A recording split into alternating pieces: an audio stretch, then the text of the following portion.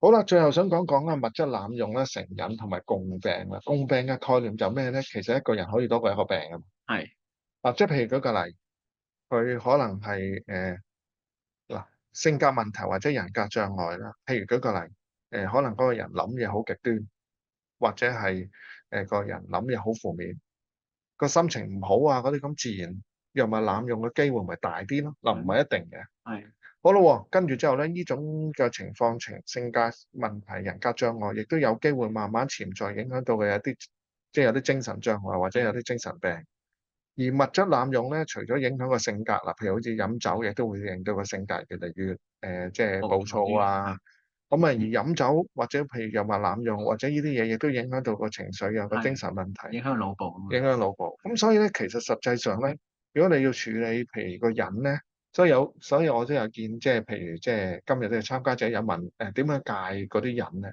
有時要好小心咧，究竟發生緊而家啲究竟有啲幾多問題先？係邊個係主，邊個係係啦，邊個係因定主？事嘅真係。譬如舉個例，自信心好低嘅，所以佢咧就要用物質濫用，我唔想諗嘢啦，唔想諗好多問題。係咁呢個位其實就可能要心理輔導多啲，佢先慢慢佢個人甩到啦。先有機會甩㗎喎。嗯如果你淨係諗佢戒唔戒定咩咧？呢啲冇處理，譬如性格、人格障礙嗰啲，基本上未必好 work 㗎喎。係好啦，咁另外啦，譬如而家現階段啊，或者現代嘅藥物濫用，譬如揈頭 K 仔、Cocaine 嗰啲，咁真係有可能影響到潛在有精神病咯喎，準稱啊，佢真係抑鬱或者思覺失調咗，嗰啲又要醫啦。咁所以實際上即係好多時候，如果去到好大問題咧，真係要揾專業人士，譬如可能醫管嗰個藥物濫用診所係啊，好多啲專業嘅係即係 counselling，譬如 PS33啊，係，哦係係啊，或者係東華有啲戒酒啊。係係真係要搞清楚，其實而家佢即係究竟係有幾多樣嘢喺度？因為如果唔清楚嘅話，你淨係講話我要戒癮，係而冇後邊呢啲冇處理嘅，其嗯實戒唔到㗎喎。意義又唔大咯。係啊，或者好多時候一就係陣咯，係你戒咗啦，就變咗第係啊，二樣嘢咯。係啊，變咗第二樣嘢。你令我諗起好耐好耐以前讀 social work 咧，有一個好有趣嘅現象，就係講話啲人去吸毒咁先算啦。咁樣佢哋就話：哦，我哋要即係幫助啲人戒毒啊。咁然之後咧，一去到戒毒嘅時候咧，咁佢就戒咗啦。咁呢 worker 好開心啦，好啦，咁佢戒咗啊嘛，係咪？咁但係佢戒咗毒之後咧，就冇離開毒品圈，就走咗去賣。跟住啲人就問啦：咁係咪算係好咗咧？咁樣咧？或者咁我亦都有見過另一個就係咧，有啲譬如舉個例，以前我做藥物濫用診所真係有實例，係係啊，戒咗唔食可樂煙，跟住之後變咗飲酒。係咯，咁算唔算好咗咧？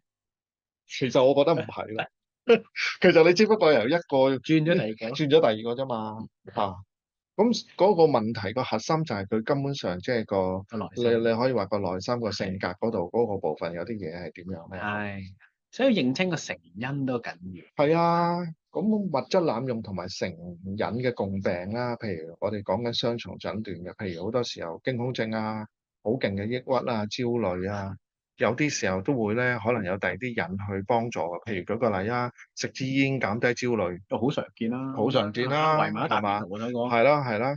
咁咪跟住好唔開心嘅時候，咪瞓覺，咪飲酒瞓咗佢咯，係啊，係咪？好啦，跟住 ADHD 啊，譬如有啲bipolar，即係雙向性精神障礙啊，咁啊自閉症係寶啊，或者有啲精神分裂症嘅人咧，有一堆人咧都會有藥物濫用嘅喎。ADHD 係好明顯嘅，因為佢哋經常個性格係衝動啲嘅。會唔會容易啲即係酗酒或者作房佢哋用藥物食藥咧？濫用substance 即係 abuse substance abuse 嗰部分嗰啲就會多啲，多啲啊，飲酒都會多啲。因為嗰啲可以帶嚟即時嘅係啊，即時啊嘛，好強烈。係啊係啊。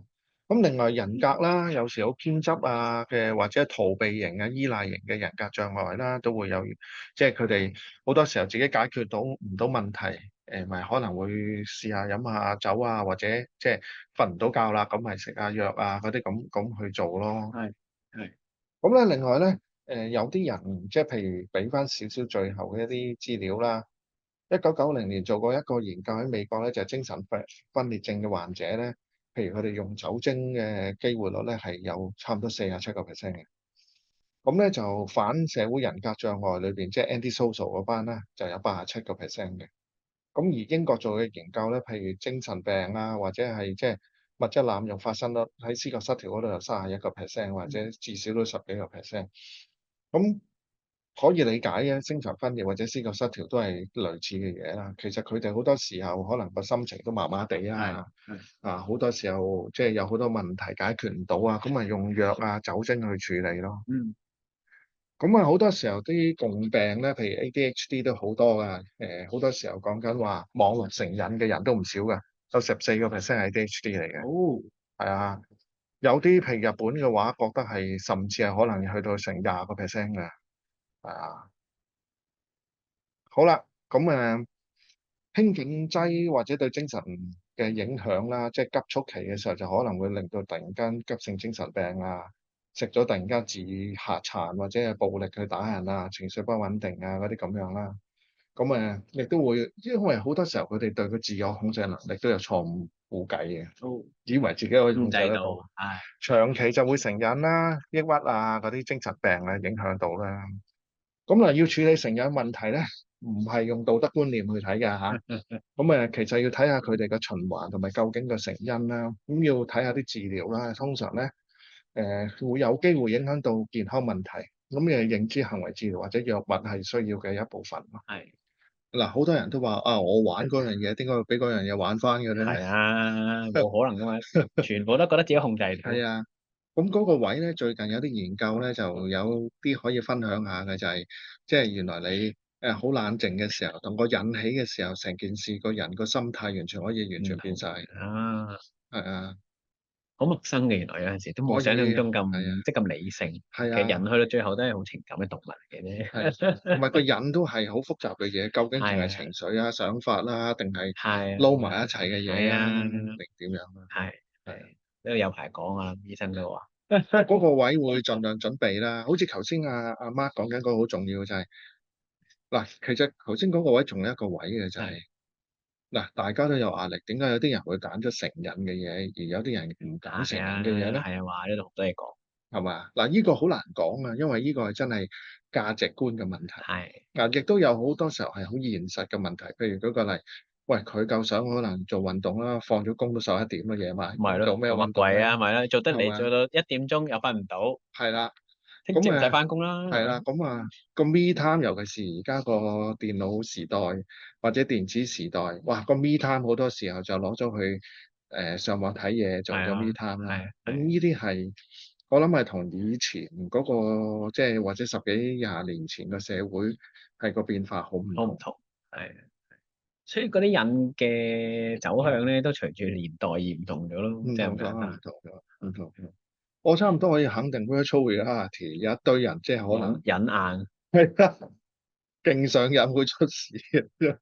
忍你淨係見到佢係咁喺屋企度攞住嗰嚿嘢戴住咗喺度係，咯，而家應該開啲戒癮中心，可能第時有得做啊。可能係啊，但係個問題就係好難做咯，亦都係啊，你入咗去啊嘛，一分唔到個 virtual reality 同個 reality 就好麻煩。係啊，有啲精神病本身都係咁啫嘛，即係係啊，試過失控。係呢個都係應該有排做。好啦，咁我就講到呢個部分。係，所以我諗咧，成個 talk 裏面咧，我想特別 highlight 幾個重點咧，就係講話要解決嗰個同成癮有關嘅問題咧，我哋一定要留意好幾個重要嘅核心啦。就係第一，覺得個問題嘅原因係啲咩先？如果問題嘅原因係同個性格或者同個生活嘅經驗係有關嘅話咧，其實個成癮嘅行為可能只係問題嘅表徵咯。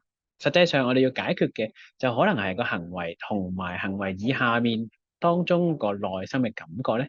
可能先係真正要 deal with 或者要處理嘅位。譬如我哋曾經遇過啲客人，可能佢喺生活裏面咧係特別容易有唔舒服嘅感覺，包括可能要面對一啲日常生活嘅挑戰嘅時候咧，其實帶俾佢一啲好挫敗嘅感覺。咁呢啲挫敗感覺其實你好難排解嘅話咧，你會出現一個問題啦，就係我好想甩咗嗰啲唔舒服嘅感覺，但係我又冇辦法處理到件事嘅話咧，就慢慢衍生咗我哋生活裏面咧會依賴唔同嘅方法或者物質咧，去令到自己去排走啲感覺，無論係酗酒好、吸毒好，定係有人去做運動好，有人或者努力咁去 OT 翻工都好咧。其實呢啲全部都係我哋希望咧面對生活挑戰帶俾我哋壓力咧，去嘗試令自己生活咧攞翻個平衡嘅一個方法嚟。但係你會發覺咧，原來攞翻平衡嘅方法咧，有陣時我哋 compensate 唔到嘅，我哋 response 唔到嘅，我哋只會變咗 addictive。或者叫做 addiction 嘅話咧，我哋就要留意啦。原來呢個 addiction 咧，唔單止冇令我哋生活變好嚇，而係慢慢蠶食緊我哋生活啦，蠶食緊我靈魂啦，甚至乎令到我哋嘅生活咧，或者整體嘅 functioning 咧係慢慢變差。咁所以咧，到底係癮定係唔係癮？到底係好定係唔好咧？其實如果我哋一落道德判斷，你會發覺我哋好難去有陣時好 clear cut 咁講得好清楚。